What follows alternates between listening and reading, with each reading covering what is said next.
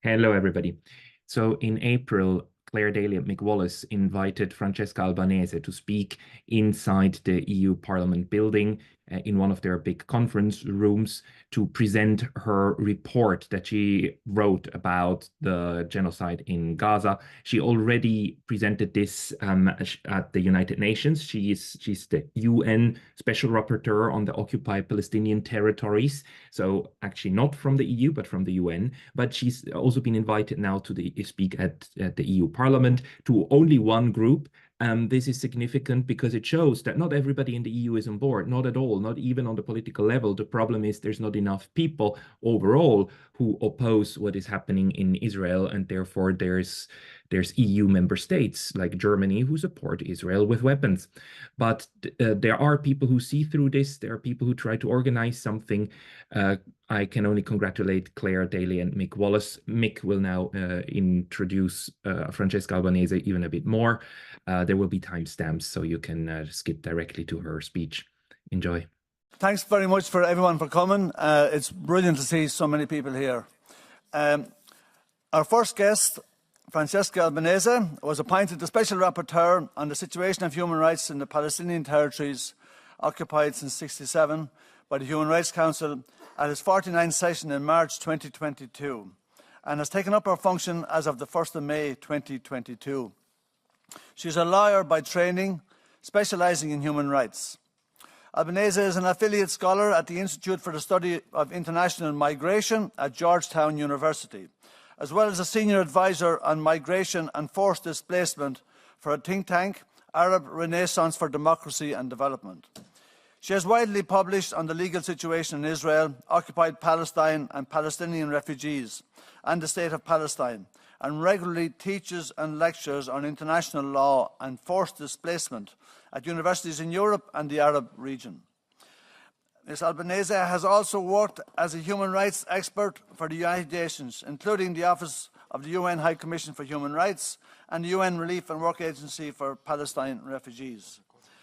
In recent months, Francesca has been advised for international law. She has upheld her responsibilities, and we believe she has been a credit to her mandate.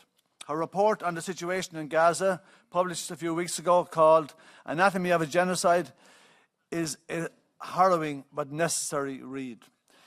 It needs to be read by everybody, and it needs to be read by everyone in these institutions where we have left so much to be desired for so long during this war. Francesca has shown incredible courage in speaking truth to power, a rare commodity these days. And we are honoured to welcome her, and I give her the floor. Thank you.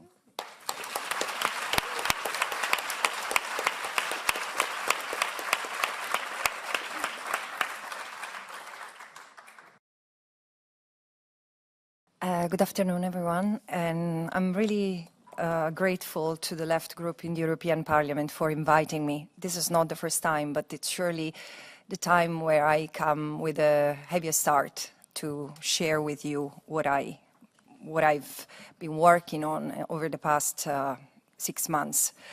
I am particularly grateful to parliamentarians that sit with me here today, Claire Daly, Manu Pineda, Mark Botenga, and Mick Wallace, and also to the other wonderful speakers who will intervene after me, Daniel Levy and Diana Butto.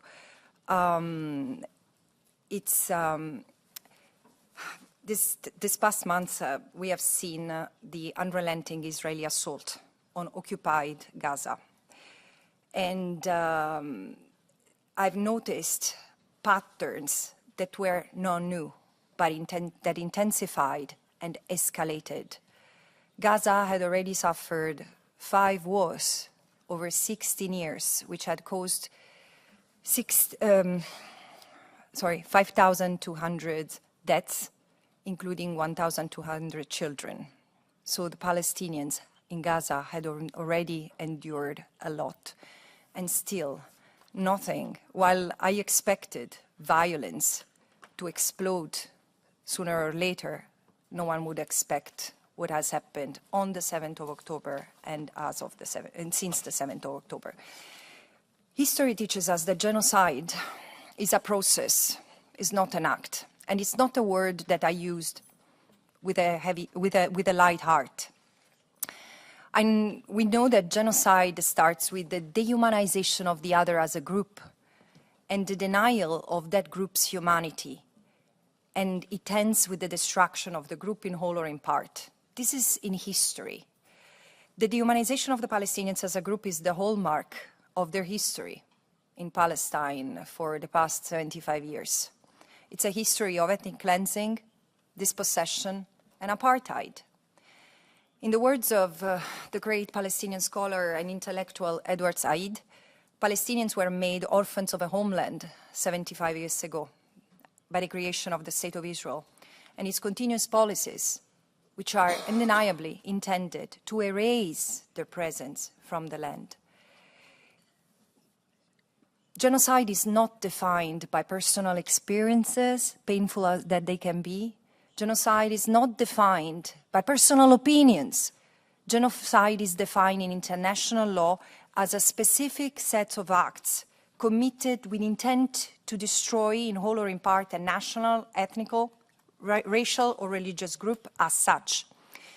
It is often referred to as the crime of crimes because of its complexity and because of the challenges that exist in proving the specific intent that the Genocide Convention requires. But yet the complexity is not about the creation of a hierarchy between atrocity crimes. So there is no hierarchy between war crimes, crimes against humanity, and genocide. They're simply different crimes. So there is this is the way genocide is defined as the crime of crimes is a reflection of its different nature and scale, the destruction of a people in whole or in part. The heightened threshold that international law establishes for genocidal intent must be proven directly or inferred from facts which admit no other reasonable inference. But when genocidal intent is so conspicuous, it's so ostentatious, as it has been in Gaza, as it has been toward the Palestinian people, and in Gaza particularly, over the past 6 months, we cannot avert our eyes. We must confront what it is, call it by its name. We should have prevented it, and we were not able to do so. Humanity has failed yet another people, after Rwanda, after Srebrenica, after Myanmar. But then genocide must be punished. After analyzing Israel's actions and patterns of violence since the 8th of October, acts that have been underpinned by a dehumanizing rhetoric by high-ranking Israeli officials, both political and military, and often reflected in the soldiers' actions on the ground, I concluded that the threshold indicating Israel's commission of genocide had been met. Specifically, I concluded that Israel has committed 3 acts of genocide with the requisite intent, killing members of the group, causing serious bodily or mental harm to members of the group, and deliberately inflicting on the group conditions of life calculated to bring about its physical destruction in whole or in part. If you look at the harrowing number of deaths, the irreparable harm done to those who will survive, the systematic destruction of every aspect necessary to sustain life in Gaza, from hospital to schools, from bakeries to cultural centers, from homes to arable land, and the particular harm to hundreds of thousands of children and the pregnant women and young mothers, this can only be interpreted as constituting prima facie evidence of an intention to systematically destroy the Palestinians in Gaza as a group. In this assault on Gaza, which I said was the 6th and most egregious in 16 years, Israel has killed over 33,000 Palestinians, including more than now 14,000 children. Can we let it sink in? 14,000 children, more than the children killed in all conflicts worldwide in over 4 years prior to this. Journalists, doctors, nurses, artists, scientists, academics, engineers, and their family members, they have all been targeted. A whole society has been targeted.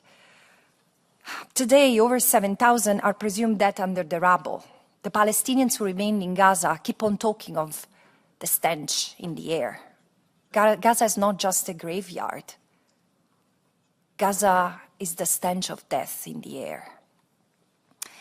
And there are 75,000 wounded, many with life-changing injuries, made worse by the decimation of the healthcare system. All hospitals have been destroyed, and the overwhelming unsanitary conditions created in Gaza over the past 6 months. 70% of the residential area have been destroyed, 70% of the homes, 80% of the whole population has been forcibly displaced. Thousands of families have lost loved ones who have been wiped out entirely, 5 generations. Many could not bury or mourn their relatives, forced instead to leave their bodies decomposing in homes, in the street, or under the rubble. Thousands of Palestinians have been also detained and systematically subjected to inhumane and degrading treatment. 2 million are today forced into hunger and starvation.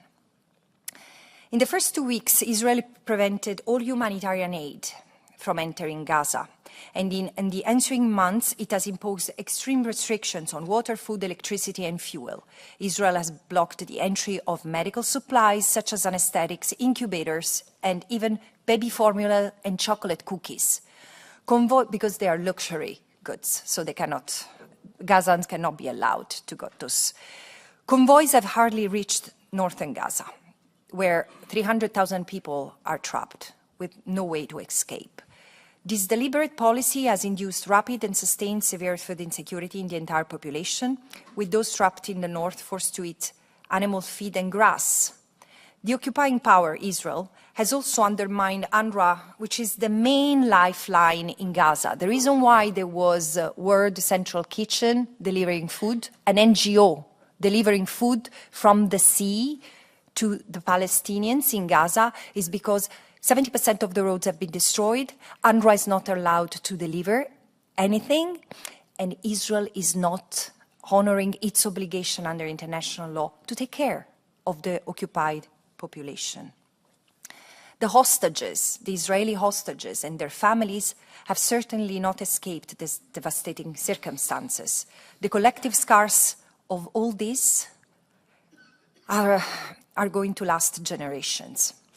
The initial weeks of the assault, Israeli forces killed around 250 Palestinians per day through an apocalyptic arsenal of weaponry, including from Europe, on one of the most densely populated places on Earth. 25,000 tons of explosives, equivalent to 2 nuclear bombs, unguided munitions, and hundreds of 2,000 pounds bunker buster were used to level entire neighborhood. This is how we got to this level of devastation.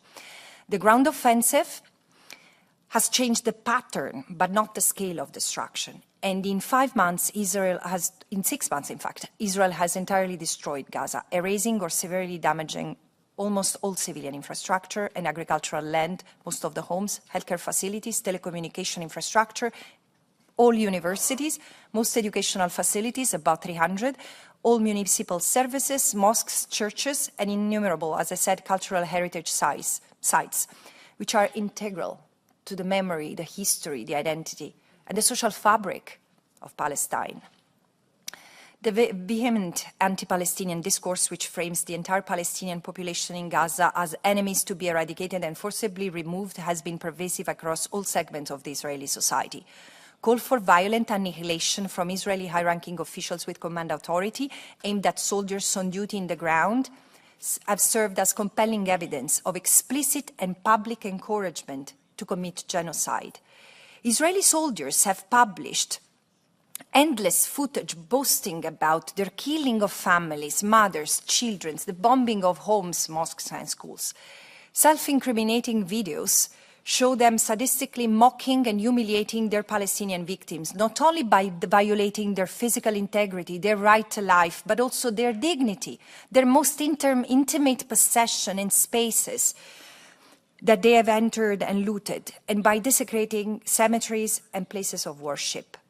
One of the key findings of my report is that Israel's executive and military leadership and soldiers have intentionally distorted foundational principles of international humanitarian law, like the principle of distinction between civilian and military objects, between civilians and combatants, the principle of proportionality in each military action, and the principle of precaution, which is necessary in any attack, in an attempt to legitimize genocidal violence against the Palestinian people.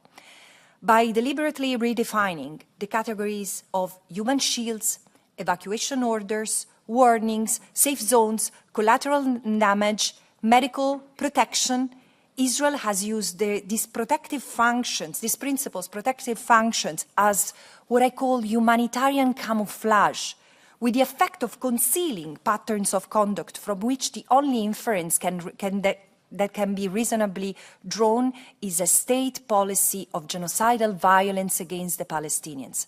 And blurring the distinctions between protected civilians or civilian infrastructure and combatants or legitimate military targets, Israel has effectively characterized the whole civilian population in Gaza as human shields, as terrorist accomplices, as a matter of legal policy. You can find this in the legal documents that Israel has used to justify its military conduct. And those who managed to evacuate the areas that Israel defined as safe humanitarian zones have been met with further attacks, and their deaths and injuries justified by Israel as collateral damage. So by making repeated claims that Hamas has used hospitals as operation centers, Israel has been operating on the premise that if you tell a lie long enough, you repeat it over and over, people will believe it. And some politicians too seem to believe it. Israel has used the camouflage of humanitarian law to characterize all civilians and all life-sustaining infrastructure in Gaza as targetable, killable, and destroyable. Israel has attempted to legitimize the devastation of Gaza's medical infrastructure, one of all, which has led to potentially thousands of additional deaths, life-changing injuries, and trauma. Think of how many kids and adults have been amputated because their wounds could not be treated and have been amputated without anesthetics. So IHL has been distorted to justify a war of annihilation. Israel's genocide of the Palestinians in Gaza is just an escalatory stage of a long-standing settler colonial process of erasure. For over 76 years, this process has suffocated the Palestinians as a people, demographically, culturally, economically, and politically, crushing their inalienable rights to self-determination in an attempt to displace them and expropriate and control their lands. The colonial amnesia of us in the West has condoned Israel, or has served to condone Israel's crimes and its settler colonial project, from the violent history of the very birth of the State of Israel to its oppressive occupation since 1967, the crippling closure of Gaza since 1993, all the wars that have been launched against Gaza, including its last military assault. The world now sees the bitter fruit of the impunity afforded to Israel, and still its recalcitrance to stop it, to pedal back and say, let's propose another course of action, is astonishing. This was a tragedy foretold, and the ongoing Nakba of the Palestinian people, let's make this word not a taboo. We cannot deny that it happened and continues to happen. This must stop. This must be stopped and remedied once and for all. While the International Court of Justice will have to deliberate, while the International Criminal Court will have to investigate, it is my responsibility to remind member states, as I've done to the Human Rights Council, that the Genocide Convention includes a jus cogens norm and erga omnes obligations to prevent the commission of genocide, a reality that the International Court of Justice has already recognized as plausible 3 months ago, almost. The time for states to act was then, the 26th of January, when the court recognized the plausibility of genocide, and over time, has only delayed its observance to international law, violating it in plain sight. In this darkest hour, the international community cannot continue to ignore that it's Israel's project to rid Palestine of Palestinians in defiance of international law and the world's failure to call Israel to account that has led to the genocide laid bare in Gaza. So my report wants to be a call, like a wake-up call to the world to ensure that Israel and third states adhere to their non-derogable obligations under the Genocide Convention to prevent further loss of life and help survivors, all survivors in that land from the river to the sea, to rebuild their lives with dignity and ensure full accountability under both individual criminal and state responsibility. This is the imperative owed to the victims of this highly preventable tragedy and to future generations of Israelis and Palestinians alike. Thank you so much.